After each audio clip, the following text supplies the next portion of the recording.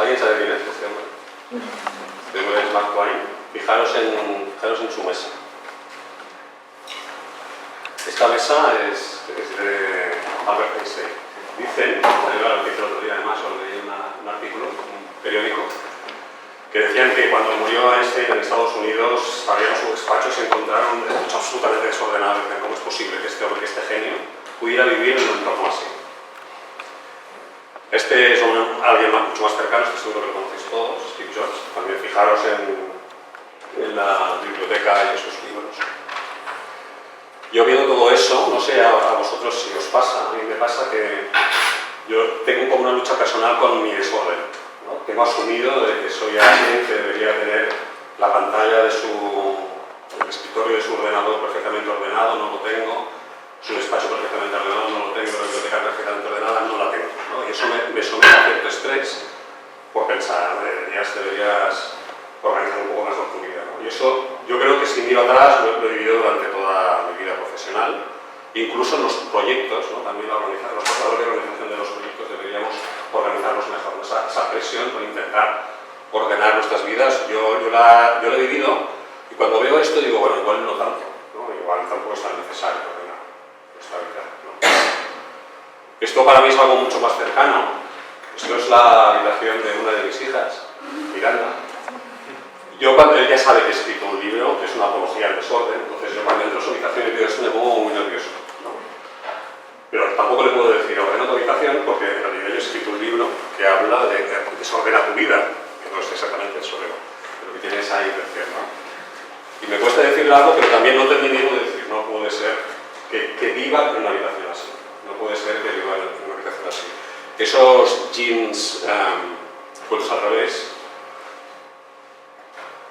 yo no recuerdo cuando yo era pequeño si era tan desordenado como mi hija, si lo era ni siquiera. No recuerdo muchas cosas, tengo mala memoria, pero sí recuerdo una cosa, y es que mi madre, a mí y a mis hermanos, nos decía: no dejéis por la casa, por el cuarto de baño, pieles de serpiente. Las pieles de serpiente para mi madre eran de esos jeans buenos al revés, ¿no? Porque se los encontraba por la casa. Por lo tanto, entiendo de que mi vida personal también ha sido tan desordenado como mi hija ahora, y lo he ido corrigiendo a lo largo de los años. En este punto, también de reflexión, me pregunto y os pregunto, lo dejo como pregunta, y es, ¿el orden organiza nuestra inteligencia o domestica nuestra creatividad? ¿No? Realmente esa tendencia que tenemos todos nosotros a intentar hacer las cosas ordenadas, ¿es bueno para nuestra salud mental o es malo para nuestra salud mental?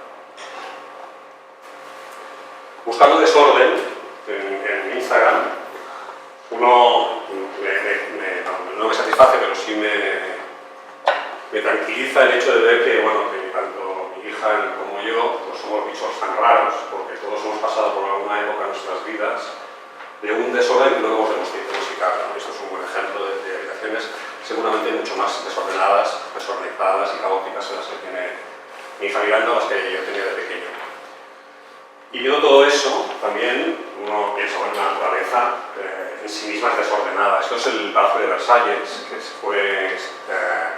se construyó en una época donde la civilización, el mundo del conocimiento humano, arrancaba con una fuerza brutal lo que era el racionalismo, ¿no? En el siglo XVII, con Descartes, Galileo, Newton, ¿no? Los grandes pensadores que nos decían hemos de domesticar la naturaleza, ¿no? Me parece que era Francis Bacon que decía la naturaleza está para que la torturemos hasta arrancar sus secretos, ¿no? Y fijaos qué barbaridad, ¿no? De torturarla para arrancar sus secretos. Al final, lo que hacemos los seres humanos es eso, ¿no? Convertir seguramente un bosque maravillosamente desordenado en un bosque extrañamente ordenado, ¿no? Con esos setos de formas triangulares, esas formas geométricas. Y la cuestión es, bueno, eso es la perversidad o el desorden es una cuestión perversa en nuestras vidas, o la perversión es eso, ¿no? ¿Quién está realmente mal de la cabeza? ¿Qué es lo que se ha de corregir? Que ordenemos nuestras habitaciones, realmente las desordenemos y hemos de corregir que no seamos tan escrupulosamente ordenados, ¿no? Introducción para hablaros un poco de mi sensación y el motivo de escribir un libro que se llama Desorden casualmente, ¿eh? Cuando digo que he escrito una apología del desorden, no es exactamente eso, ¿eh? Lo que sí que he intentado y lo que me gustaría transmitiros es una cierta crítica que cada vez y conforme pasa el tiempo más profundamente lo veo, una cierta crítica a la racionalidad que nos envuelve. Una racionalidad que es muy estricta, ¿no?, con nosotros mismos, con nosotros desde el punto de vista individual, personal y sobre todo desde el punto de vista profesional. Una de las ventajas que tiene trabajar en una agencia de publicidad, una empresa de servicios, es que al final penetras en muchas compañías y entras en el departamento de marketing de muchas marcas y ves cómo la gente toma decisiones. Y ves cómo la gente toma decisiones en el ámbito de la incertidumbre, ¿no? Cuando alguien presenta una campaña, pues no sabe exactamente cómo medirlo, de cómo hacerlo. Y yo llevo muchísimos años yendo a muchas compañías que están haciendo ese ejercicio de tomar decisiones en el entorno de incertidumbre y veo realmente cómo nos cuesta, ¿no? Cómo nos cuesta a todos tomar esas decisiones. Seguramente en nuestro ámbito personal tenemos nuestras otras estructuras mentales y tomamos decisiones de una manera un poco más libre, pero en el ámbito profesional os aseguro que finalmente nuestras decisiones pasan por un tamiz de racionalidad brutal. Y eso sí que me lo planteo como reflexión, como crítica y también desde lo que a mí me ha enseñado la publicidad, y es el contar de una manera profunda e inteligente con la creatividad como forma de tomar decisiones con respecto al trabajo que hacemos. Vale, empezaré diciendo algo que igual es obvio, igual lo sabemos, pero yo creo que profundamente no lo hemos racionalizado, y es que somos dos. Somos dos porque tenemos dos cerebros. Y no es que tengamos un hemisferio, dos hemisferios, o un cerebro partido por dos hemisferios, es que realmente tenemos dos cerebros. Una de las razones que demuestra que tenemos dos cerebros es que los chavales más pequeños y los niños más pequeños han tenido algún problema grave en su cerebro y han tenido que utilizar medio cerebro, han podido sobrevivir con bastante naturalidad, normalidad, con medio cerebro solo, ¿no? Son realmente como dos órganos, como tenemos dos pulmones o dos pies o dos manos, dos ojos, tenemos dos cerebros. Esos dos cerebros están unidos por un órgano que es el cuerpo calloso, o la comisura central, que es lo que está ahí en rojo, que es como un haz de fibras que unen los dos cerebros. Pero realmente somos dos, ¿no? Y tenemos como dos núcleos de decisiones que se interconectan y conjuntamente nos permiten tomar decisiones adecuadas. Durante unos años, esto es un fotograma de un documental de los años 50, 60. Durante mucho tiempo los psiquiatras y los cirujanos tomaban una decisión muy drástica para individuos que tenían problemas, por ejemplo, de epilepsia grave, actualmente no se hacen, y que tomaban la decisión drástica de extirpar el cuerpo calloso, de separar los dos cerebros. Porque era la única manera de darle cierta calidad de vida a ciertas personas que tenían graves problemas de epilepsia. Y cuando sucedía eso, los investigadores veían realmente cómo se comportaban nuestros dos cerebros, ¿no? Cómo reaccionaban nuestros dos cerebros a tomar decisiones y a entornos naturales, porque lo que podían percibir a través de su ojo derecho y oído derecho que iba al hemisferio izquierdo, quedaba incomunicado que lo que recibían por el oído izquierdo y ojo izquierdo que iba a su hemisferio derecho. Entonces, les daban informaciones que se aprueba a través de un cerebro y a otro, y en función, y veían cómo respondían. A partir de ahí también empezaron a ver lo que es la ubicación de determinadas funciones preferentemente en uno de los dos cerebros, ¿no? Y en esa época también relataban, hay curiosidades en cuanto a que, por ejemplo, individuos que estaban comisiotomizados y que les pasaba que, por ejemplo, agarraban el champú en la ducha y leían lo que sucedía, y la mano izquierda igual tiraba el champú que no le interesaba y la mano derecha no lo recogía, ¿no? Pero había como cierta disparidad de criterios, ¿no? Se evidenciaba cierta disparidad de criterios porque los dos hemisferios, los dos cerebros, tenían opiniones distintas en función de la percepción que tenían de las cosas, ¿no? Y es también una evidencia de esa dualidad, ¿no?, que tenemos los seres humanos. Tenemos dos cerebros y hay mucha literatura, también buscando y leyendo en internet, encuentras muchas incluso barbaridades, ¿no?, de lo que es el hemisferio racional, el hemisferio creativo, el hemisferio más sensato y lógico, el hemisferio más emocional. Hay como mucha desinformación, porque las cosas tampoco son tan claras, ¿no? Y las funciones se ubican preferentemente en un lugar u otro, pero no es tan drástica la separación. Pero sí que hay un elemento que a mí me pareció interesante con respecto a la creatividad y con respecto a la comunicación y con respecto a lo que voy a decir, que es un estudio realizado por unos neurobiólogos que decían que la simetría funcional de los dos cerebros, el hecho de que tengamos funciones ubicadas preferentemente en un lugar u otro, tiene razones evolutivas y se percibe ya en los vertebrados más básicos, incluso los batracios y los reptiles tienen esa asimetría funcional, las ballenas son diestras, por ejemplo, porque mastican preferentemente o utilizan la boca preferentemente por la parte derecha, son animales que tienen sus funciones también las ubican en distintos lugares. Y ellos decían que la razón de la asimetría funcional de nuestro cerebro, el hecho de que tengamos un cerebro que se dedica a ciertas cosas y otro cerebro que se dedica a otras, es porque hay un cerebro que se dedica a lo que pone ahí la gestión de lo rutinario, lo minucioso, lo previsible. Por ejemplo, las aves, cuando construyen un nido y van a usar las ramas, lo que hacen es utilizar esa parte de su cerebro, que es esa parte como más meticulosa, ¿no? Los chimpancés, los bonobos, cuando van a cazar termitas, utilizan un palito y lo hacen con precisión. Esa parte de precisión, que utilizan ellos también su mano preferentemente minuciosa, que es en nuestro caso la mano derecha, pues utilizan esa parte de su cerebro, ¿no? Es la parte que lo que hace es gestionar eso, lo rutinario, lo minucioso y lo previsible. Y el otro, no es que sea un cerebro creativo, como muchas veces se dice, o emocional simplemente, sino que ellos decían el cerebro, también de los primates y de las aves y de los batracios y de los reptiles, el otro cerebro lo que hace es gestionar lo nuevo, lo anormal, lo imprevisible. Es decir, cuando el ave ve una sombra que le cruza y que es algo anormal en su vida, lo que hace es reaccionar rápidamente y utiliza esa parte de su cerebro que no está tan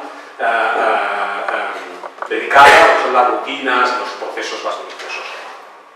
Tenemos esa parte de nuestro cerebro que gestiona lo nuevo, lo anormal y lo imprevisible, la imprevisibilidad, que tiene que ver con la creatividad y seguramente tiene de alguna manera que ver con la emocionalidad. Pero ya digo, no es tanto nuestro cerebro creativo con respecto a un cerebro racional, sino un cerebro que planifica y un cerebro que explora. ¿Vale? Ahí hay un concepto que me parece interesante también como reflexión, y es que en publicidad se habla mucho de creatividad, y es verdad que en la creatividad hay una parte de exploración, pero hay una parte mucho más amplia del ser humano, que no solo simplemente sucede en el departamento creativo de una agencia de publicidad, sino que sucede en toda la agencia y sucede en todas las empresas, que es la parte más exploratoria, la parte de innovación, la parte de penetrar en territorios no resueltos, en los cuales tú has de dar una solución y has de dar una respuesta en cuanto a decisión. Tenemos dos cerebros, por lo tanto, uno que planifica y otro que explora, y eso es un poco también no sé si punto de partida o punto de llegada de mi reflexión, es decir, nuestra sociedad, tenemos dos cerebros, pero somos dos, pero uno de los dos permanece bajo arresto domiciliario la mayor parte del día.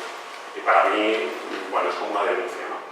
Y es decir, que somos duales y eso, tenemos dos formas de interpretar la vida y de tomar decisiones con respecto a los entornos donde estamos, pero hay una que la minimizamos, ¿no? Y seguramente debido históricamente, culturalmente, por la hegemonía que ha tenido nuestra sociedad, el racionalismo que salió en el siglo XVII, por la importancia que tiene la ciencia en nuestra sociedad, por la importancia que tiene la tecnología en nuestra sociedad, por todo eso hay una parte que es la parte más exploratoria, que ha quedado como minimizada, y hay otra parte que es mucho más importante para nosotros, ¿no? Yo insisto, esto es teoría, pero yo lo veo en la práctica diariamente con todas las empresas con las que trabajo. Con los clientes que yo tengo, normalmente cuando les expongo a que tomen una decisión con respecto a un proyecto incierto, exploratorio, lo que hacen no utilizan su parte exploratoria, mínimamente, excepto los más expertos muchas veces, ¿eh?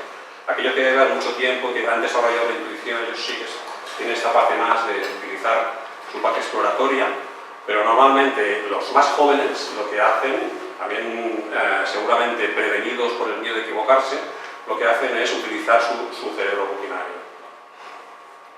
Esos mismos clientes, y eso seguramente todos vosotros lo habéis visto con vosotros mismos o con gente que tenéis a vuestro alrededor, esos mismos clientes que toman esas decisiones tan frías y tan racionales, luego se van a su casa y se convierten en otra persona. Se van a su casa, se ponen música de una película, se abrazan a sus hijos, se abrazan a su pareja y se comportan con sus dos cerebros activos de manera complementaria.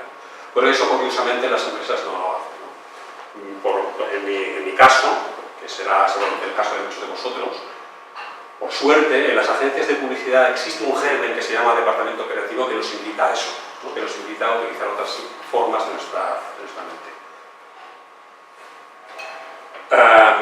Cuando digo que hay uno que es que uno de los dos, de nuestros dos yos, ¿no? De nuestros dos cerebros que está bajo arresto domiciliario, es porque es bastante claro, pero lo que hace nuestra sociedad es que espera de nosotros primero que aprendamos rutinas, ya desde pequeñitos nos activan esa parte de nuestro cerebro, nos dicen has de levantar a tal hora, has de programar tu día, vas a ir a la escuela a tal hora tendrás tal clase, a tal hora desayunarás, ¿no? Te comes primero el primer plato, luego el segundo plato, luego el postre, no lo hagas al revés, ¿no? Son como todo rutinas planificadas.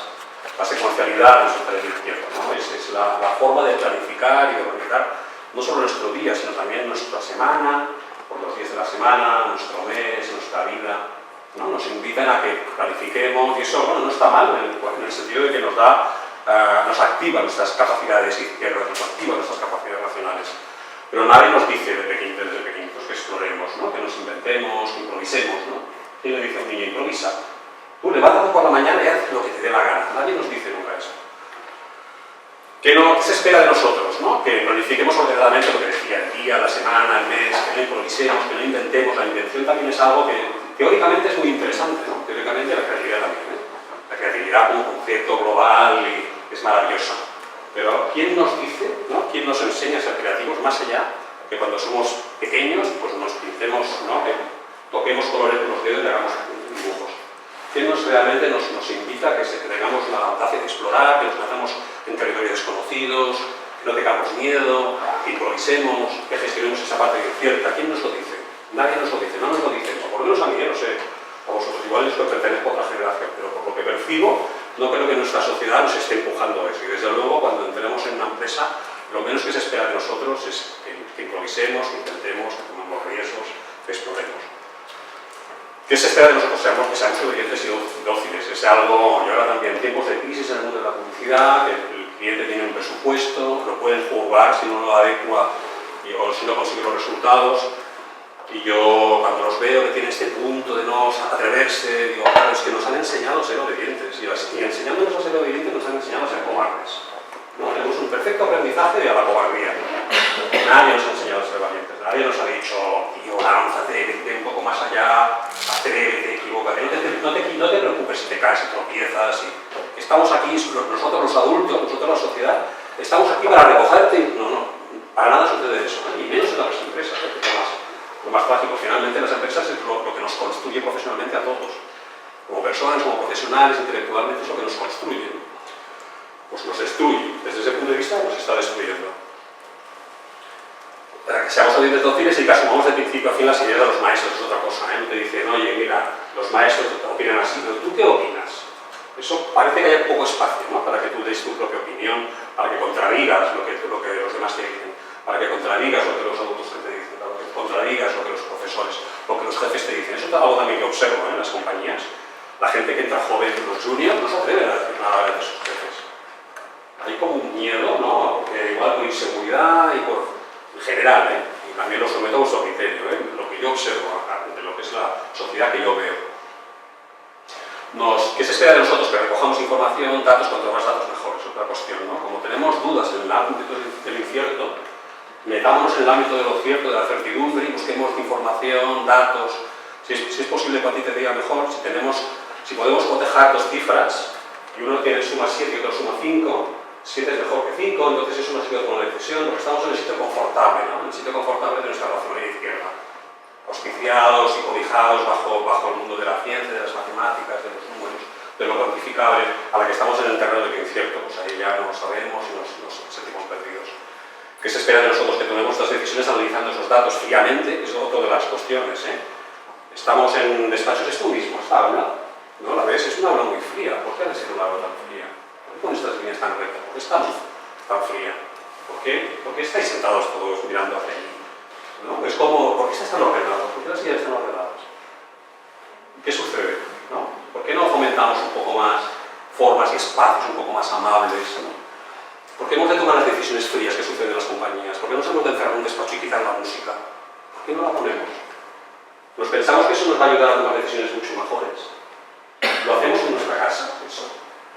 ponemos las luces frías, cuando tomamos las grandes decisiones de nuestra vida, de con quién queremos vivir, dónde queremos viajar, dónde queremos pasar el resto de nuestra vida, a qué nos queremos dedicar, tomamos esas decisiones con esa frialdad. Yo creo que no tanto, por lo menos, ¿no? Yo creo que hay una parte de nosotros que se deja llevar por el impulso que tienes en el estómago, por lo que te gusta, por aspectos cualitativos, pero eso las compañías, ¿por qué demonios lo despreciamos? ¿Qué nos está sucediendo para que eso suceda así?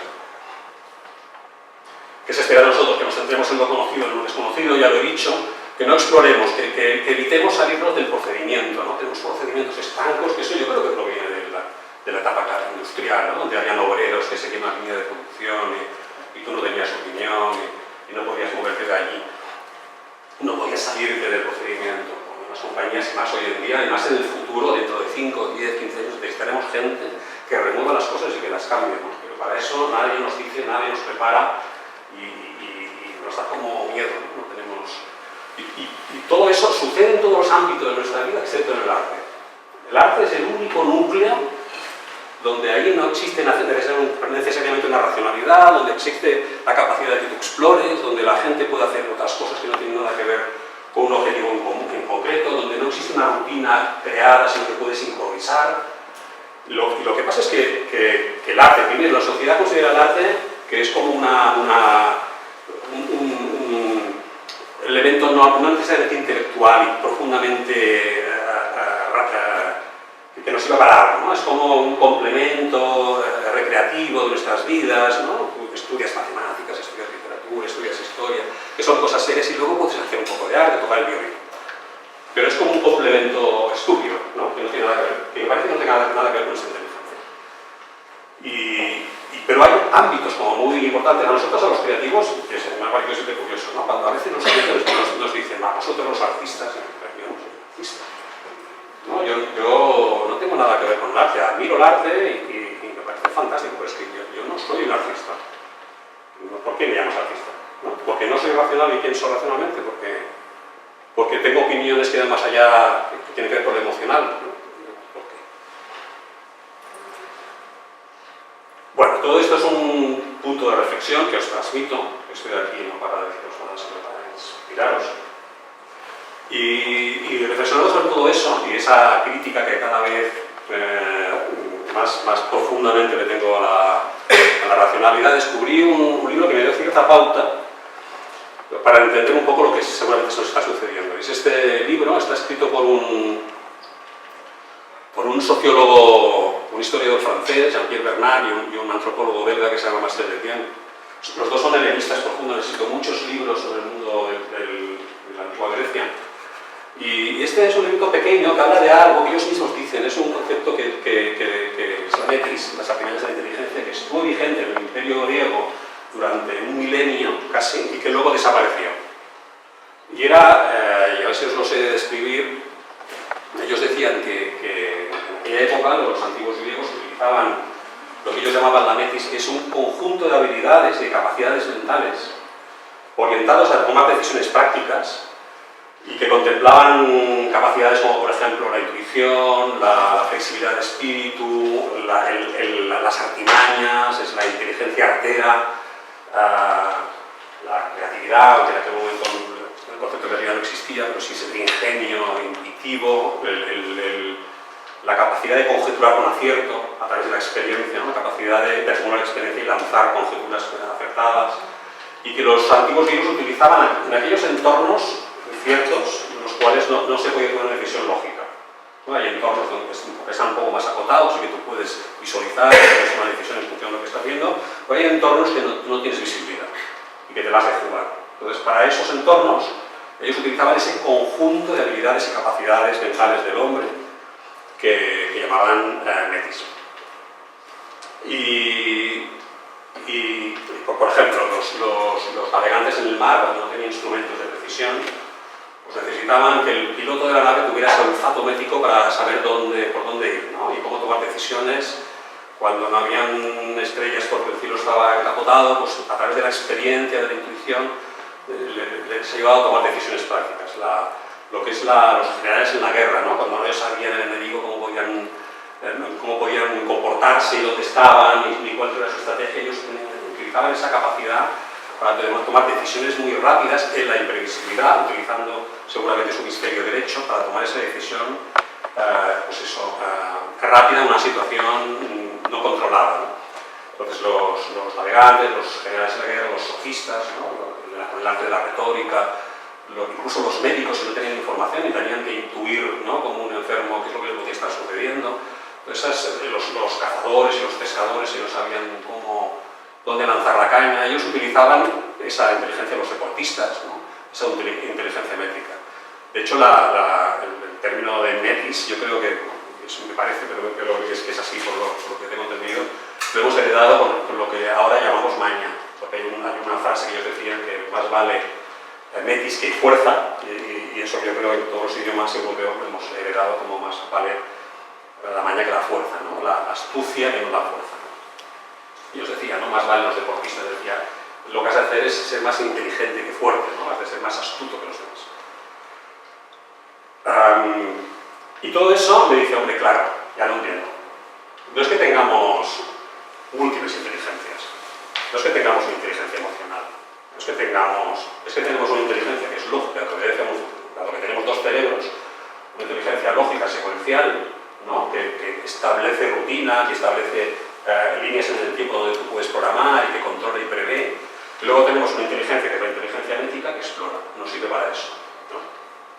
La inteligencia lógica que planifica y una inteligencia ética que explora. Vale, ya lo he entendido. No es que yo sea narcisista, no es la creatividad en sí misma. La creatividad es un concepto ambiguo, muy bonito, pero muy ambiguo, pero no se trata de creatividad. Por ejemplo, los grandes médicos, los grandes médicos actuales son los vendedores, cuando dicen, lo llaman el arte de la venta, ¿no? No es arte tampoco, ¿no? Ellos tampoco son artistas, son médicos, tienen esa capacidad de ver un cliente y saber cómo penetrar y cómo convencerlo y cómo persuadirlo y de qué decirle para que compre. Tienen esa capacidad innata de dar vueltas alrededor, encontrar la fisura y venderte algo, ¿no? Y eso no es un arte, para nada es un arte, ¿no? Bueno, tantos y tantos oficios. Y bueno, descubriendo la metis y entendiendo que hay una inteligencia nuestra, pura inteligencia, no una artesanía agradable para hacer distraernos y para distensionar nuestra mente, complementaria, no un elemento creativo ambiguo que está ahí, pero es muy bonito, pero es poco eficaz. No, una inteligencia, es decir, algo que nos sirve para tomar decisiones correctas en entornos de decisión importante. Pues sabiendo que hay una parte de nosotros que tiene esta parte ética, a partir del descubrimiento, es decir, los médicos que están entre nosotros. Esa gente que no son necesariamente artistas, pero que tienen esas capacidades que tienen que ver con la intuición, que tienen que ver con el saber aguardar, que tiene que ver con el sentido de la oportunidad, que tiene que ver con esa inteligencia astuta. Y yo os traigo unos cuantos médicos que yo he descubierto buscando médicos a lo largo de la historia. Los dos primeros son emprendedores. Richard Branson es el fundador de Virgin, como imperio, es un emprendedor. Además, muchos de ellos están muy relacionados con el tema del TDA, gente como inquieta, que no ha tenido una infancia fácil, pero que no han tenido éxito en los estudios, porque los estudios nos priman y nos aplauden su inteligencia racional. Y muchos de ellos han tenido este punto, y Richard Branson lo es, yo creo, TDA, declarado. Y él decía, nosotros de pequeños, respondía en una entrevista, decía, cuando íbamos a casa de mi abuela, mi madre nos dejaba a 8 kilómetros, cuando yo tenía 4 añitos, para que encontráramos el camino. Claro, explorar. Eso le convirtió en un explorador, ¿no? Y ahora es un tipo que, además de montar mi empresa, lo que hace es viajar en bloque, atravesar el Atlántico sin miedo, ¿no? Es un hombre que no ha sido un tipo que ha vivido y ha sido educado seguramente en la obediencia, ha sido un médico, seguramente un TDA, un tipo inquieto, un explorador, y que además seguramente su propio entorno le ha facilitado a que eso lo desarrollara hasta el punto de crear el imperio de Virgin. Steve Jobs también. El tercero es Josh Mallory, que es un alpinista. El cuarto es Gil Evans, un músico, cineastas, obviamente artistas. Einstein era un intuitivo, ¿no? Einstein era un tipo, él decía, a pesar de ese punto racional, por lo que significa, lo que representa como personaje emblemático de la ciencia más dura como es la física, era alguien que decía, lo importante es la intuición. Yo lo que hago, él decía, planeo, sobrevuelo intelectualmente sobre un concepto que no sé exactamente dónde me va a llevar, y en cuanto lo preveo voy hacia decía, no sé exactamente cómo es, pero actúo así, ¿no? Y él decía, lo importante es la imaginación, lo importante es la intuición, luego la racionalidad, ¿no? Luego nuestro cerebro izquierdo, querría decir, nos ayuda a concretar, a convertirlo en un método, una fórmula, pero la forma exploratoria es una forma intuitiva. Los deportistas, muchos de los deportistas son médicos. Aquí pongo a Messi porque representa exactamente, leyendo el libro de Bernat y de Tien, describen describen al cazador de goles. Al tipo que está en el área y que no dices, no está en el campo, pero a la que pilla una oportunidad, marca el gol y actúa sin pensar además, ¿no? Muchos de ellos dicen, es mejor cuando no piensas, porque actúas con ese cerebro explorador, con el cerebro derecho, que no es un cerebro racional, que es un cerebro rápido, de decisiones rápidas, ¿no? Lo describen muy bien, los escritos de lo que es la Metis. Bueno, y al final os pongo dos publicitarios, uno clásico, que es Leo Barnett, y uno contemporáneo, que es Dan Wieden. También como gente, también con el mismo perfil. Tú lees lo que dicen respecto a sus capacidades mentales, con respecto a lo que ellos defienden, y se adecua muy bien a lo que los antiguos griegos llamaban como ese individuo astuto, que cree más en la intuición que no en la razón. Bueno, si la Metis, hasta aquí un poco la explicación, eso no tiene exactamente que ver con mi libro, sí que tiene que ver con mi discurso, ¿no? Al final el libro no es en sí mismo un objeto, sino lo he escrito porque intento transmitir lo que os estoy diciendo, ¿no? Intento transmitir en lo que yo pueda, que utilicéis vuestras capacidades, que no inhibáis vuestras capacidades derechas, que no inhibáis vuestras capacidades intuitivas, que son realmente importantes, ¿no? Y que gran parte de mucha gente que ha tenido éxito lo tiene y lo ha tenido por desarrollarlas. Sí que, eso es como mensaje, sí que a mí me gustaría, me quería traer, y me parece más interesante que lo haga así, traeros ciertas pautas que yo extraigo del libro de Bernat y de Tien, y extraigo también, pasando por el tamiz de lo que podría ser la Metis actualizada, ¿no? En cuanto a formas de proceder, no tanto metodologías, porque no estamos hablando de eso, sino formas de proceder, ¿no? ¿Qué elementos de juicio uno puede tener, incluso de inspiración, para en sus decisiones domésticas o en sus decisiones profesionales, utilizar esa parte de nosotros. Entonces traigo 6 o 7, 8, no sé cuántas son, de formas de proceder, ¿no? O reflexiones al respecto. Una es esta, que corresponde a lo que sería nuestro misterio derecho, y es que si quieres entender algo, no te acerques para observarlo, de cerca, aléjate. Yo no estudié publicidad, yo estudié biología, no acabé la carrera, porque yo me hice en una agencia, ya me convertí en publicitario, pero yo quería ser biólogo. Y yo cuando entré en la agencia, entré en un estudio de diseño, mi mente era como muy racional. Realmente mi mente, y lo soy todavía, mi parte izquierda en mí pesa mucho. Pero en aquel momento muchísimo más, ¿no? Y hay algo que yo no entendía, porque mi jefe era un director de arte. Y él lo que hacía es que yo le ayudaba en lo que podía. Y él lo que hacía es que cuando construía un boceto, en aquella época, supongo que existían los ordenadores, pero no se utilizaban como se utilizan hoy, lo hacía más a mano. Y lo que hacía era construir el boceto y tenía como una repisa en el estudio y colocaba el boceto en esa repisa. Y lo que hacía, en vez de acercarse, que es yo como biólogo lo hubiera hecho, coger el microscopio, la lupa y acercarme para ver el proyecto, él lo que hacía era alejarse. Se iba alejando, y cuando estaba lejos además interceraba los ojos, ¿no? Y yo pensaba, pero ¿cómo puede estar observando algo desde la lejanía, ¿no?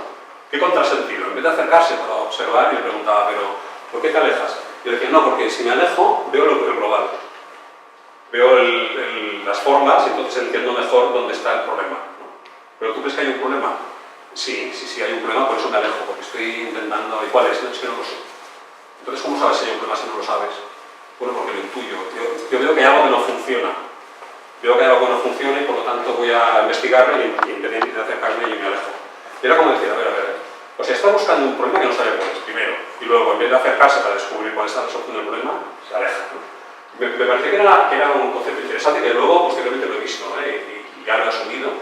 Pero creo que es algo extrapolable no solo para un director de arte. Me parece que es algo extrapolable en general para todos nosotros. Nuestra tendencia del hemisferio izquierdo es aproximarnos, pero si te aproximas dejas de ver el bosque, ves el solo el árbol, ¿no? Y no solo hemos de ver el árbol y hemos de ver el bosque, hemos de ver el planeta. Entonces yo creo que es bueno alejarse porque entonces ves las interconexiones entre las cosas. Y eso, no sé si lo hablaba con David, pero con quien no tenía una comida esta mediodía y le decía, hombre, a mí el hecho de tener oficina en México me ayuda, porque cuando estoy en Latinoamérica entiendo mejor España. O sea, la distancia me ayuda a ver qué es lo que está sucediendo aquí como mercado. Y me ayuda eso, ¿no? A la que te alejas, adquieres cierta perspectiva que te ayuda a tomar decisiones, ¿no? Hay un concepto que me parece muy interesante, igual ahí me voy un poco lejos, pero bueno, me gustaría transmitirlo, y es que tiene que ver con el alejamiento. Y es un concepto que lo que son las nuevas ciencias de la complejidad y las nuevas formas de ciencia que actualmente son vigentes consideran uno de los descubrimientos o de los elementos más fascinantes que ha tenido la ciencia últimamente. Y es eso que llaman propiedades emergentes. Propiedades emergentes es un pésimo naming. De hecho, toda la ciencia está llena de namings horribles, ¿eh?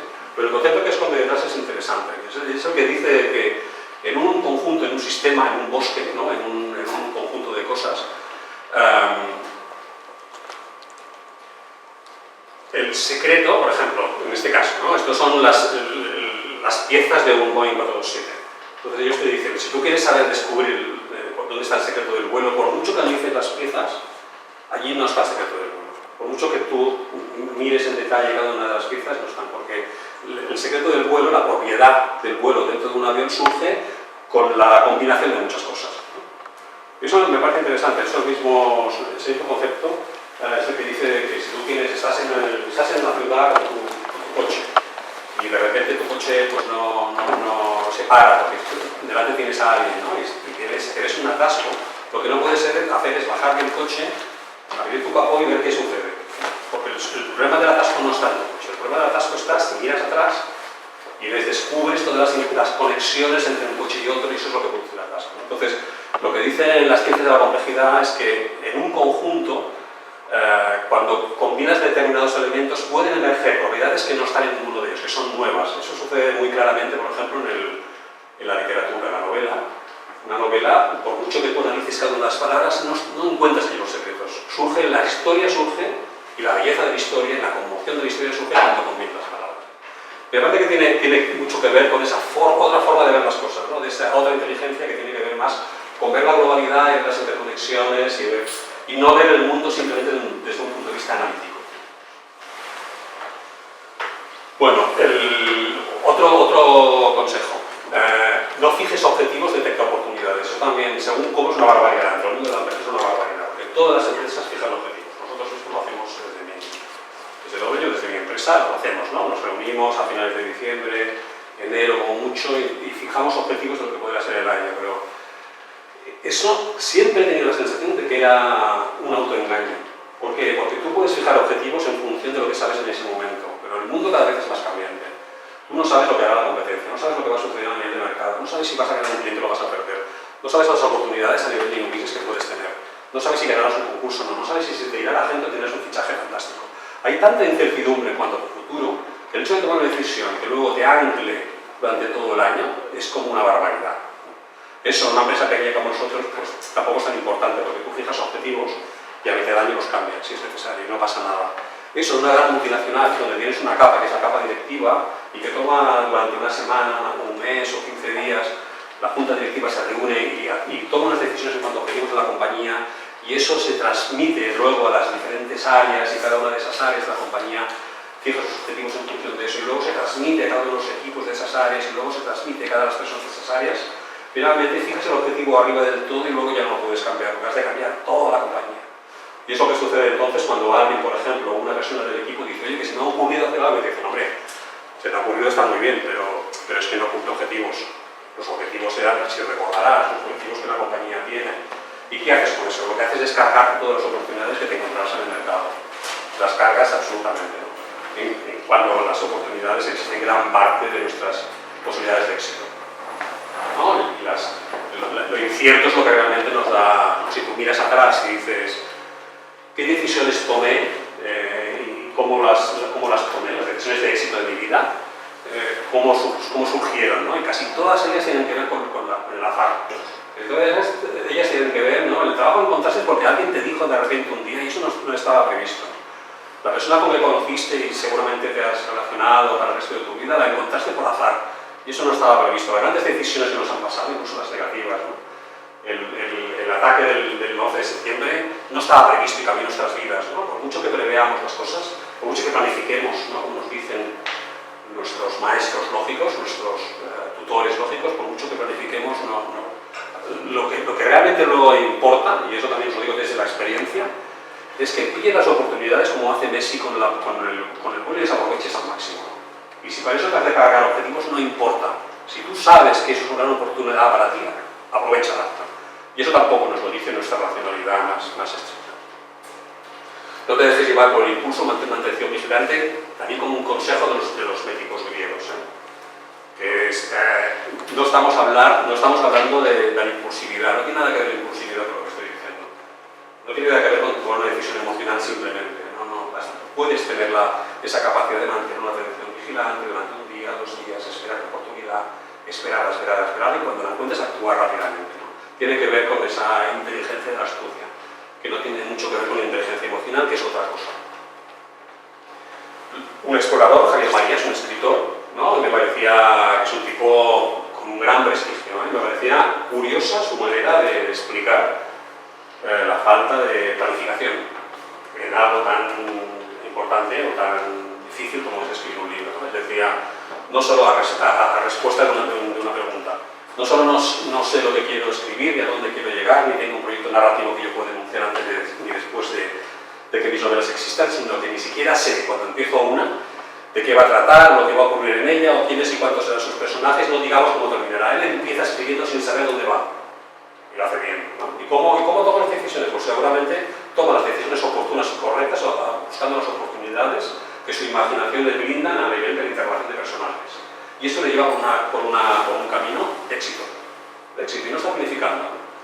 Incluso hay psicólogos que decían la gran diferencia entre un amateur y un profesional es que el amateur planifica, ¿no? Los grandes artistas no saben lo que están dibujando cuando dibujan, no saben por qué lo hacen, en ese punto de liberar su parte derecha, su parte ética, como para hacer algo que su instinto les lleva a hacer. Y eso es valioso, no es una tontería, no es algo complementario, no es una no inteligencia, no es una impulsividad emocional, es inteligencia.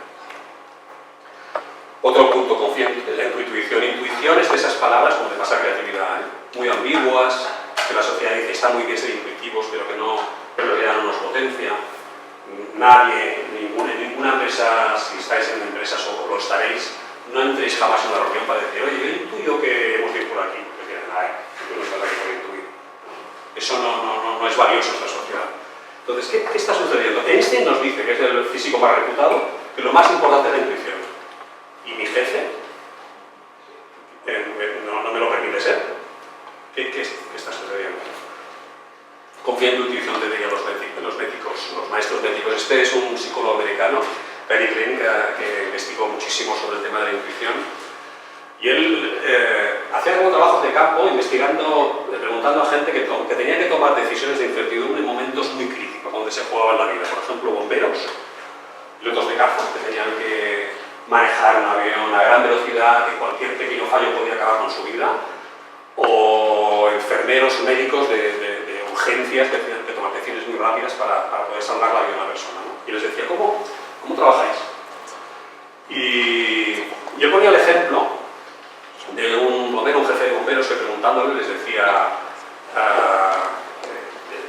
relató una experiencia en la cual el jefe de bomberos, el equipo de bomberos entraron en una casa que estaba en llamas, las llamas salían de la cocina y le preguntaba, entraron todo el equipo de bomberos a apagar el fuego de la cocina y no se apagaba y al final el jefe de bomberos dijo, salgamos todos de aquí, salgamos inmediatamente todos de aquí.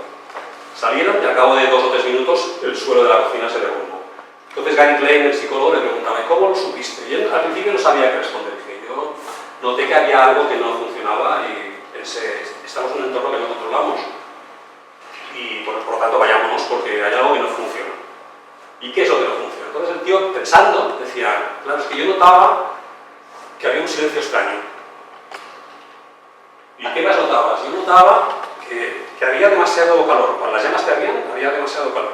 ¿Y qué más notaba? Notaba además que no podía ser que estuviéramos echando tanta agua y que no se apagara el fuego. Entonces todo eso él no lo racionalizó, lo intuyó, lo percibió, ¿no? Y eso fue lo que le hizo salir del incendio. Luego explicaba, claro, lo que estaba sucediendo es que las llamas, el incendio no estaba en la cocina, sino que estaba en el sótano, en la bodega, y por eso había poco ruido, porque el crepitar del fuego estaba debajo, y ellos no lo veían porque estaba debajo, por eso hacía tanto calor, porque estaban con las llamas, el calor de las llamas de la cocina y el calor de las llamas que venía por debajo, y por eso no se apagaba, porque el foco del fuego estaba por debajo. Y lo ponía como ejemplo, ¿no? de cómo actúa nuestro cerebro, en este caso, el cerebro de alguien que ha de tomar decisiones muy importantes y muy rápidas en el entorno de incertidumbre a través de ese tipo de decisiones que tienen poco que ver con nuestra racionalidad, con el cotejar cosas y con el hecho de pensarlo muy fríamente y mucho y en detalle. Una de las frases que están en el libro es, en cuanto a lo que sería la intuición, la decía una enfermera, cuando le preguntaban cómo ella sabía que un niño estaba en peligro, cuando el niño igual no se podía manifestar, no habían síntomas, él decía, yo no sé cómo lo hago, pero reconozco una serie de señales que cada una por sí misma no demuestra nada, no me demuestra nada, pero en su conjunto me está transmitiendo la fuerte convicción de que el niño es enfermo. Y eso me parece que es una manera bastante descriptiva, ¿eh? Yo eso lo he vivido, ¿no? En muchos momentos de mi vida, cuando una decisión que dices, no sé por qué, pero es verdad que igual puedes reconocer una serie de síntomas que ninguno de ellos por sí mismo, si lo cotejas y lo analizas racionalmente y fríamente, igual no te lleva a ninguna conclusión, pero en su conjunto te dices, ostras, esto no funciona o al revés, esto funciona muy bien. Y eso sucede muchas veces para juzgar una campaña de publicidad. No sabes por qué, pero hay un conjunto de detalles que te dicen que esta campaña funcionará. Y el cliente racional, o el creativo racional, o el publicitario racional, busca la razón. Si no las encuentra, dice, no lo veo. Y el creativo que utiliza su parte derecha, su sensibilidad métrica, dice, no lo sé por qué, pero esto ha de funcionar seguro. Claro, si obedece a un impulso, pues igual no, pero si obedece a la experiencia, si lo dices porque llevas tiempo que tienes experiencia, confía en eso, porque es importante. Otro consejo que nos podrían traer los maestros médicos, si existieran hoy en día, nos dirían, deja que tus ojos comprendan. Eso es un efecto, una ilusión óptica que no se sirve demasiado. También la ilusión óptica depende de donde te coloques más o menos, depende de la distancia. Pero deja que tus ojos comprendan. Esta es una imagen que igual seguramente la habéis visto por internet, que tú la ves y tú ves el gato subiendo o bajando. Y luego, si lo piensas, podrás ver que está subiendo o bajando. O sea, tu cerebro primero toma una decisión. Tú lo ves y el cerebro primero ya decide. Y decides inmediatamente. Él no te dice, no te pone la duda. Dudar, en temas de supervivencia, es lo peor que uno puede hacer. Si te persigue un tigre y no sabes si se acerca a ti o se aleja, lo peor que puedes hacer es quedarte quieto. Toma una decisión. Y eso es lo que es. Así sucede con nuestro cerebro. Nuestro cerebro, cada uno de nosotros, uno ve si sube y luego lo ves, racionalizas y ves que también podría ser que bajar.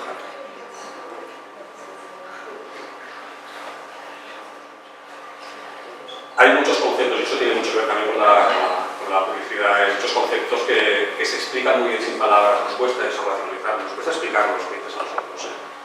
Bueno, ¿dónde está el texto? Pero el texto que dice exactamente qué dice el texto. La palabra, ¿qué significa? Vamos a poner el diccionario lo que significa la palabra que has puesto, y eso es un ejercicio de análisis. Bueno, está bien, tenlo en la recámara, pero que no te ayuda a describir. En cambio, las imágenes tienen unas capacidades de expresar las cosas son tan padres. Si tú has de explicar lo que es la intensidad, pues es mejor enseñar una imagen que no otra cosa. Y eso lo comprendes muy fácilmente. Nuestra parte visual, que es más propia del hemisferio derecho, lo entiende perfectamente. No necesitas una explicación racional. Puedes entender lo que es la ternura del envío de una imagen, puedes entender lo que es la inmensidad de la imagen, puedes entender muchísimas cosas viendo imágenes, ¿no? Y eso es una actuación no desdeñable de nuestra inteligencia sensitiva del hemisferio derecho, ¿no? Que hemos de utilizar y que la podemos utilizar perfectamente, desde luego en comunicación, pero en otros ámbitos. Yo estuve hace no demasiado en Botswana. Esta es una fotografía del Parque Nacional de Chobe. Visto así es como una postal estúpida, pero yo os aseguro que si tenéis la oportunidad de ir, vayáis, porque es magnífico el lugar. Y yo cuando lo vi pensé, hostia, qué imagen más bella. Y luego pensé, la experiencia que yo tuve no fue de belleza. Es bello, pero no es eso lo que yo creo. Yo creo que viendo, y quien dice el Parque Nacional de Chobe, dice cualquier otro lugar que te transmita, yo creo que lo que tuve es un empacho de comprensión visual. Es decir, wow, de repente comprendes muchas cosas. De trascendencia, de tiempo, de armonía, de equilibrio. Todas esas cosas se entienden muy perfectamente a través del cine. El cine nos enseña mucho. El cine es una magnífica manera de comprender muchas cosas utilizando nuestra racionalidad. Entendemos muchísimas cosas. Y una película, cada una de sus películas que me han impactado, me impactó mucho 2001 Odisea en el espacio, y yo creo que me impactó porque entendí lo que era la trascendencia del tiempo. De repente, wow, entendí que había un elemento brutal a nuestro alrededor que tiene que ver con la longevidad del tiempo, ¿no? Y demonios, las imágenes, nuestra parte visual, nuestra comprensión visual, nuestra capacidad para entender cosas simplemente viéndolas, poniendo en stand-by nuestro hemisferio racional, es brutal. Yo os aconsejo que la utilicéis. Otro consejo si existieran los grandes maestros, gurús médicos, nos dirían: emplea la inteligencia de tus manos. Hay un psicólogo húngaro que decía algo, que me parece una frase igual es un tanto ingenua, igual es traducción, pero me parece sugerente. Decía: puede observarse que la mano es más inteligente, que está dotada de una mayor energía creativa que la cabeza.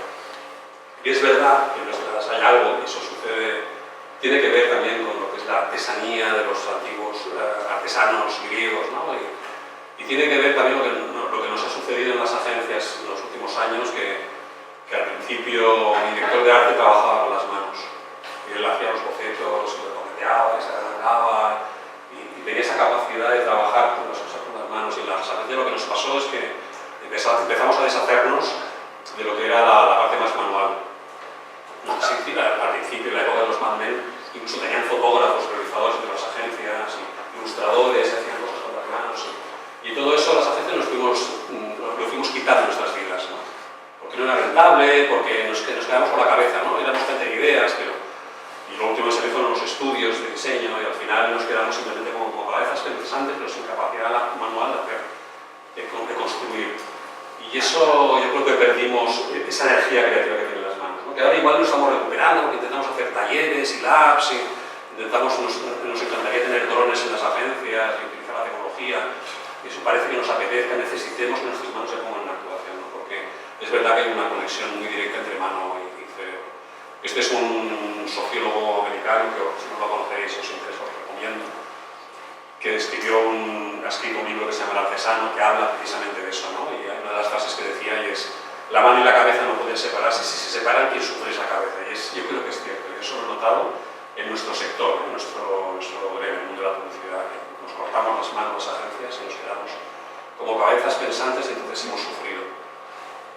Y yo os recomendaría, si os vais a dedicar al mundo de la comunicación, si os dedicáis a eso, que utilicéis vuestras manos, que hagáis algo, que hagáis fotografía, que hagáis vídeo, que escribáis, que programéis, pero que no penséis de que la creatividad simplemente radica en tener sentado en una silla en un espacio como este mirando a la pared. Eso es como muy difícil. Eso está relacionado también con lo que serían los consejos de los nuevos gurús del emprendimiento, ¿no? Este es Jeff Benjamin, que era el responsable digital de una agencia que fue muy relevante hace unos años, Crispin Porter & Bogusky, que hicieron campañas realmente esencialmente distintas, y él era el responsable digital. Yo coincidí en una charla en Montevideo con él, y él decía esto: doing is thinking, ¿no? Y los gurús del emprendimiento dicen: no hagas PowerPoints, haz prototipos, ¿no? Muévete, demuestra a tu posible comprador que eres capaz de hacer cosas con las manos y que eres capaz de construir, ¿no? Me parece que es una reivindicación muy vigente, y tiene mucho que ver también con esa capacidad, con esa necesidad de utilizar una inteligencia más global, y que tiene que ver también con el hacer cosas. Otro consejo médico, hazlo todo a la vez, nos dirían los maestros griegos, ¿no? Vale, una cosa es lo lineal, ¿no? Lo secuencial, el hecho de establecer una rutina, de empezar por decir, el primer plato, el segundo plato, es una manera de proceder, ¿no? Ese proceso lineal industrial. Pero hay otra manera, y que han utilizado además sabios desordenados médicos, que utilizaba Mozart cuando escribía música, o Edison como inventor, ¿no?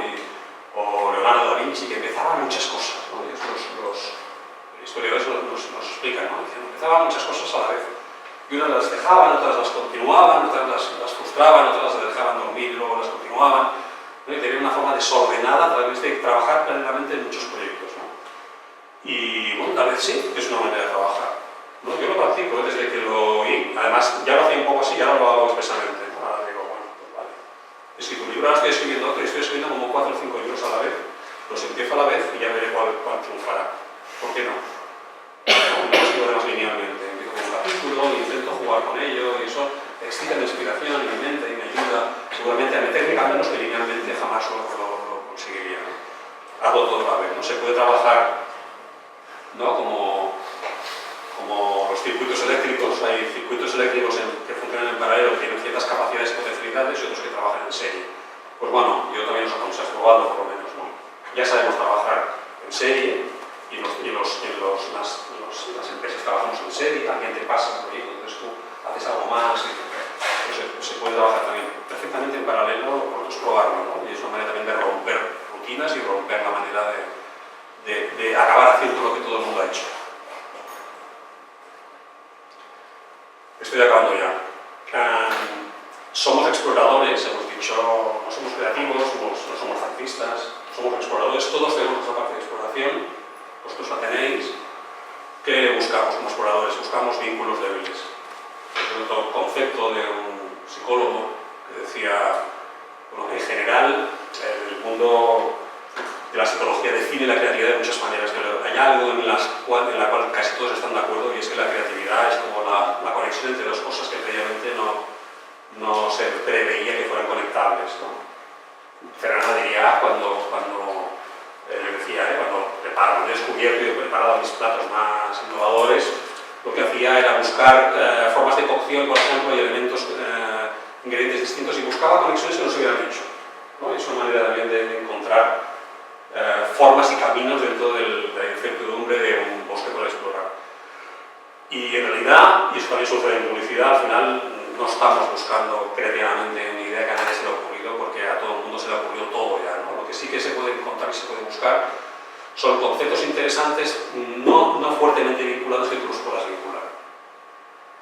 No sé, una imagen determinada con una música que no tenga nada que ver, igual ese punto de encontrar esas vinculaciones en el ámbito de lo previamente vinculado es algo que funciona. Esto es una frase de Leo Barnett que decía: el secreto de la originalidad eficaz no es crear nuevas e ingeniosas palabras e imágenes, sino colocar las palabras e imágenes de siempre en una nueva relación. Eso yo creo que funciona perfectamente en publicidad, en creatividad, pero también en cualquier ámbito, ¿eh? En cualquier ámbito donde alguien debe, si quieres encontrar una nueva idea con respecto, por ejemplo, a un problema, eso es una buena manera de que tu cerebro esté explorando en otras direcciones, no porque sí.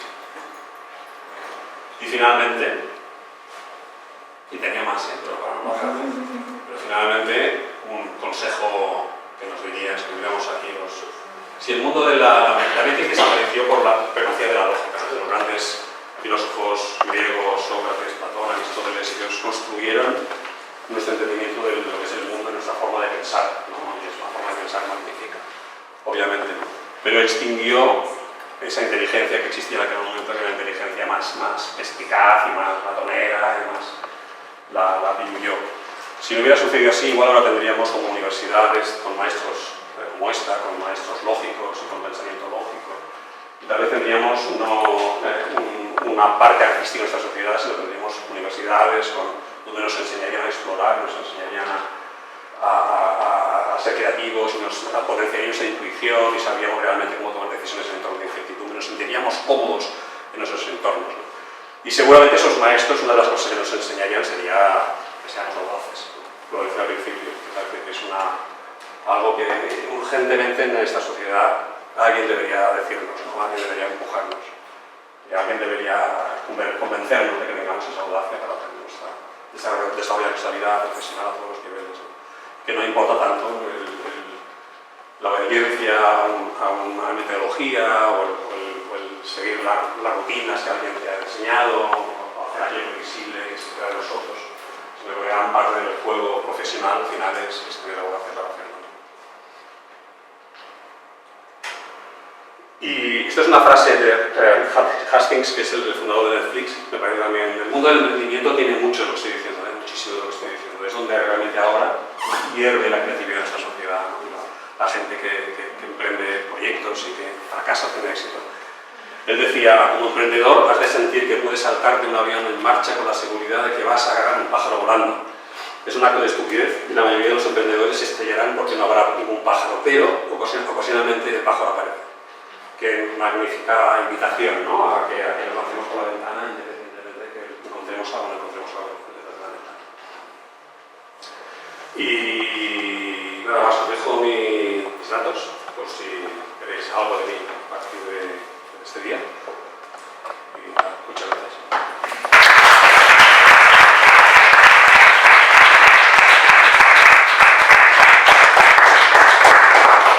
¿Tiene algo que decir o algo que preguntar?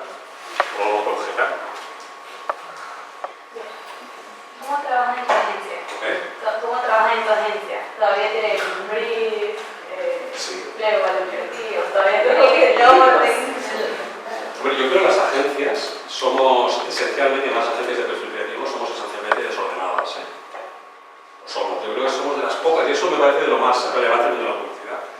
Si algo nos hemos de quedar del mundo de la publicidad, que yo desearía que perviviera del mundo de la publicidad, es el espíritu creativo desordenado de las agencias. Y eso yo creo que lo tenemos. Es verdad que de la agencia como estructura envejecida. Pero el área, el sentimiento que tiene, no solo el departamento creativo, sino la agencia, de cada cliente que tienes es un cliente distinto. Cada problema que tienes es un problema distinto. Nunca tienes información porque el briefing que te pasan no es completo. Necesitas la creatividad, necesitas una idea imprevisible y el cliente espera de ti que seas imprevisible. Yo creo que todo eso te empuja realmente a mucho de lo que estoy diciendo. Si no fuera así, si yo no hubiera pasado por una agencia de publicidad, no estaría haciendo lo que estoy diciendo. Yo creo que eso me parece un elemento no solo salvable en la publicidad, sino extrapolable a cualquier compañía. Ese punto de saber gestionar muy bien ese tipo de desorden tan necesario para luego sacar ideas. Y nosotros somos una agencia desordenada, eso te lo puedo asegurar. Que no hay pies de serpiente en nuestros pasillos, pero sí somos una agencia desordenada en ese sentido. Y creo que eso es bueno además. Y creo que mucha de la gente que trabaja con nosotros al principio está como, a ver, pero la metodología, pero yo qué hago, y le decimos, búscate la vida, ¿no? Tenemos esa tendencia a que cada uno encuentre su espacio y yo creo que funciona, porque extrae de la gente su responsabilidad, extrae sus capacidades para tomar decisiones. Es verdad que estamos en un mundo muy mejorable. Nosotros mismos, nuestros clientes, los procesos son lineales, y yo lo que os estoy diciendo a vosotros, bueno, ahora ya tengo lo suficientemente edad y desfachatez como para que son mis clientes, pero no es políticamente correcto. Porque mis clientes están muy obsesionados en el proceso, en el brief, y luego la estrategia, y luego la creatividad, y luego lo cotejamos, y luego lo pretestamos, y una vez pretestado, y romper eso es muy difícil. Incluso es muy difícil, ya digo, con la gente más joven, pero ayudarme a destruirlo. Por favor. Destruyámoslo, porque me parece, ya digo, trabajar a la vez no es ninguna tontería. Trabajar, si tú colocas en un mismo equipo, no lo haces linealmente y colocas al cliente, al diseñador del producto previo al cliente, a la gente de marketing, a la estrategia, a la creatividad, incluso la producción, los pones en un despacho, les pones la música a tope, les das un gin tonic y los dejas una semana, seguro que sacan mejores proyectos, ideas, ¿sabes? Estoy con la visión. No ponga eso. Pero esa forma de trabajar me parece por lo menos una alternativa. Por lo menos una alternativa sólida. Y nosotros también, las agencias, hacen muchas trampas. Tenemos un trabajo lineal, pero de repente al creativo se le ocurre una idea, eso revierte la estrategia, le das la vuelta, vas al cliente y dices, mira, esto lo podríamos hacer así, haces la trampa para aprovechar una gran oportunidad que ha surgido de la creatividad. Y la historia de la publicidad, hay muchos proyectos, yo no soy un estudioso de la publicidad, pero sospecho que el mayordomo del algodón, no sé si lo conocéis, no sé si sois de aquí, pero que es un personaje emblemático del mundo de la publicidad, surgió casualmente. Sospecho que el perrito de Scottex pudo surgir de la producción. Y entonces lo que esta funciona, se pretesta o se postesta y está muy bien y se convierte, no solo en la campaña, sino en el producto y se convierte en la marca, ¿no? Entonces sospecho que si analizáramos, descubriríamos que muchos elementos que han surgido, incluso de la producción, se han convertido en estratégicos y se han convertido en marca. Es algo estamos haciendo mal. Algunas oportunidades seguro que estamos desaprovechando en nuestra forma de racionalizar linealmente. Tengo una pregunta.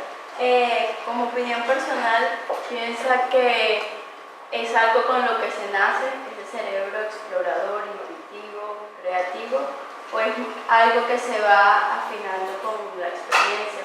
Supongo que las dos cosas. Pero sí que estoy convencido de que es algo que podemos aprender. Sí que estoy convencido. Estoy convencido de que todos nosotros tenemos esa parte exploradora. Tenemos dos cerebros. La tenemos. Lo que pasa es que, claro, si no la educas, ¿no? Si no la ejerces, si cada vez que vas a explorar te dicen no explores, ¿no? Si cada vez que entras en una tienda de pequeñito te dicen no toques, claro, al final no exploras, ¿no? Si dices no te salgas del camino, porque el camino es este, ¿no? Y no te salgas de la vereda, y al final eso inhibe tus capacidades, inhibe, ya digo yo, si me observo a mí mismo, yo creo que soy que mi cerebro es prácticamente racional. Todo lo que estoy explicando se lo explico linealmente. He intentado explicároslo punto por punto para no perder el hilo, y eso es una forma, no está bajado desordenadamente. Lo estoy intentando, bajo el orden, explicar el desorden. Pero, ya digo, yo doy gracias a haberme metido en una agencia con un director de arte como jefe, que descubrí una forma de pensar que luego, te aseguro, y te lo aseguro, me ha ido muy bien ahora como empresario, como gestor de una compañía. He aprendido mucho de eso, muchísimo más que si hubiera hecho un máster sobre gestión de empresa, seguro. Porque esas capacidades te dan mucha confianza para tomar decisiones en los entornos inciertos que todos estamos. Y más actualmente.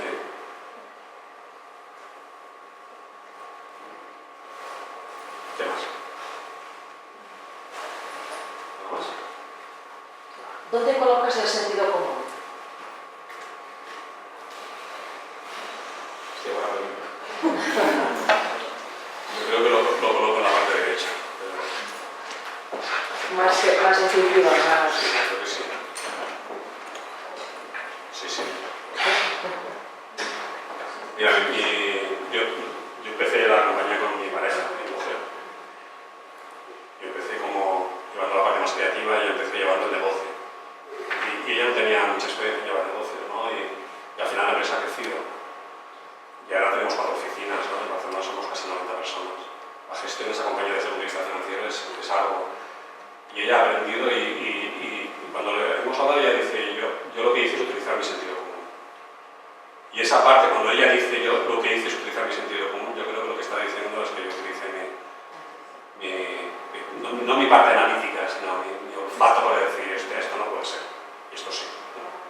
Y eso lo hacemos todos, ¿eh? Lo hacemos todos continuamente, yo creo que es algo muy natural del ser humano. Lo jodido es que nos digan no hagas eso. Abandona esa parte de tu mente y utiliza tu parte analítica. Haz un benchmark de mercado. Mira las empresas, mira los resultados, mira a ver cómo han facturado, mira las áreas de servicio, mira lo que dicen los informes, estudia esos informes, hinchate de información, estate una semana buscando información. Al final todo eso, yo también, mi sensación es que acaba despistándote, ¿no? Ya no de tanta información en tu mente que pierdes el sentido común, la intuición, tú vas perdiendo todo paulatinamente. Te digo, yo no estoy haciendo una defensa de la impulsividad, ¿eh? De ahí tampoco sé exactamente, yo no soy un experto en lo que estoy diciendo, ¿eh? No, simplemente recojo cierta información, os la abriendo para que toméis vuestras propias decisiones, ¿eh? No he hecho un estudio profundo, ¿sabes?, sobre el tema ni voy a hacerlo, pero sí intuyo que por experiencia propia que hay una gran parte de nosotros mismos que no podemos permitir que la sociedad, que nuestras empresas, que nuestra sociedad nos aquicen, no lo podemos permitir. No lo permitáis. ¿Y dónde situarías la ética? ¿Solo como límite, como una parte racional, o puede haber una parte de la parte más intuitiva? No lo sé. No he penetrado ahí, en la visión ética no he llegado a pensar. No lo sé, supongo que también estarán los dos lados. No lo sé, porque yo creo que estoy hablando de inteligencia, es decir, de cómo tomamos nuestras decisiones, cómo comprendemos y cómo a través de la comprensión, que no tiene por qué ser una comprensión racional, puede ser una comprensión visual, llegamos a la conclusión para tomar una decisión en un entorno incierto. Sí, por eso hablo de inteligencia y no meto ahí inteligencia emocional. No contemplo otros aspectos que me parecen mucho más complejos. Tengo mi opinión sobre la ética en la sociedad, me parece que realmente es el debate, seguramente será el debate a muchos niveles, a nivel de empresa, a nivel de publicidad, sobre todo. Me parece que es uno de los elementos que están ahí para que tomemos una decisión profunda e importante. Y que tiene que ver también con el momento que vivimos de hegemonía del ser humano y de tomar decisiones a través de no de lo que nos dicen, sino de lo que nosotros pensamos y creemos. Pero me limito con cierta limitación a lo que sería la inteligencia. ¿Algo más? O la última para finalizar. ¿Cómo consigues convencer a este cliente obsesionado por el dato, ¿no? Y el rol de que entre en este Yo no lo intento, pero este mundo incierto, ¿no? No lo intento, pero sí es verdad, por ejemplo, como una argucia ética, es que llévate al cliente a comer, ¿sabes? Llévate al cliente, cambia el contexto, extrae del cliente la parte ética que todos nosotros tenemos. Hay algo que... Hay un experimento, os lo explico muy resumidamente, porque es tarde, pero que me parece ilustrativo. Sale en el libro y es un experimento que hicieron hace bastantes años unos psicólogos con relación a algo que seguramente lo habéis conocido, pero no sé si a nivel de detalle, sobre cómo se enfocan las campañas relacionadas con lo que son las ONGs en relación a las donaciones, ¿no? Cómo se hacen. Y ellos investigaban a través de hacer un experimento en el cual pusieron un grupo de personas y para evaluar la parte más racional de nosotros, la parte más emocional, y en una de ellas les daban una carta donde hablaban de las miserias que sufrían los millones de personas en diferentes países del mundo y relataban numéricamente la magnitud de la tragedia con unos números realmente espeluznantes, ¿no? Y les pedían una donación, y otro grupo de gente únicamente lo que hacían no hablaban de los millones de personas que estaban pasando hambre, sino que hablaban de una sola persona. Una niña que se llamaba Roquia, de 4 años, con sus papás, que tenía problemas de desnutrición y necesitaban una ayuda. Y vieron algo que ya era evidente, y es que somos mucho más proclives a donar cuando nos hablan de una sola persona que cuando nos hablan de millones y millones de datos y de personas, ¿no? Es decir, activa una parte de nuestro cerebro que tiene que ver con la parte derecha, que tiene que ver con las partes más sensibles, y funciona mucho mejor esa parte de nuestro cerebro que no nuestra parte izquierda. Pero luego hicieron un experimento que fue sorprendente, y es que juntaron las dos cartas y buscaron otros grupos y les dieron la doble información, ¿no? Pensando, hombre, si les damos la parte emocional y si les damos la parte racional, los resultados eran mejores. Y no. Los resultados no eran mejores. Eran mejores si solamente hablaban de la niña.